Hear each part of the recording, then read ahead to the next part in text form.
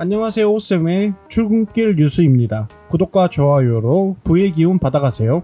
엠폭스라고 들어보셨나요? 엠폭스는 원숭이 두창 바이러스 감염 이후 발열과 발진이 나타나는 질환을 말합니다. 기존에는 원숭이 두창의 경우 남성과 성관계를 가진 남성에게서 발생한다고 알려져 있었는데요. 하지만 현재 확산되고 있는 엠폭스의 경우 일상 접촉만으로도 감염이 진행되어 심각한 우려를 낳고 있죠. 특히 아프리카에서 엠폭스 확진자가 급증하면서 위험도가 점점 커지고 있습니다. 현재까지 아프리카에서는 2만 명에 가까운 확진자, 500명의 사망자가 보고되어 있는데요. 사실상 낮은 의료 수준을 생각했을 때 확진자는 2만 명을 웃돌 것으로 예측이 됩니다. 또한 필리핀에서도 감염자가 발견이 되어 아시아로 확대되는 추세인데요. 확진자는 더 늘어날 수밖에 없고 또 엠폭스에서 더 진화한 형태의 바이러스가 생길 가능성도 염두에 둬야 하기 때문에요. 관련주들 역시 주목할 필요가 있습니다. 의학 관련주들은 낙폭이 심한 만큼 리스크는 크지만 상당한 수익을 보기에도 적합한 부분이 있죠.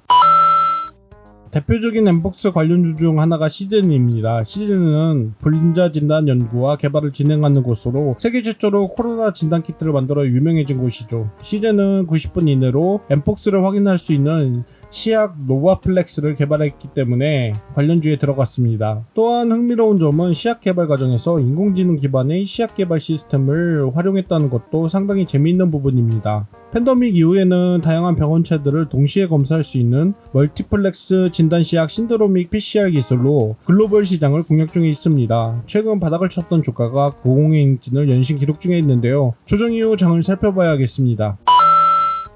파미셀은 엠폭스의 대장주입니다. 조기세포 기술을 가진 기업으로 약품 개발에 상당한 기술력을 보여주는 곳이죠. 파미셀의 주요 사업으로는 바이오 케미컬, 바이오 메디컬 사업들이 있습니다. 뉴클레오시드는 RNA 치료제의 원료로서 파미셀의 핵심 제품 중 하나입니다. 글로벌 제약사들의 수요가 상당한 제품이죠. 줄기세포 치료제 같은 경우 하트셀그램 AMI라고 해서 심근경색 치료제를 개발한 성과가 있습니다. 파미셀의 경우 엠폭스의 치료제를 독점으로 공급하고 있는 브린시도 포비어의 FDA 승인 소식이 주가에 영향을 주고 있는 상황입니다.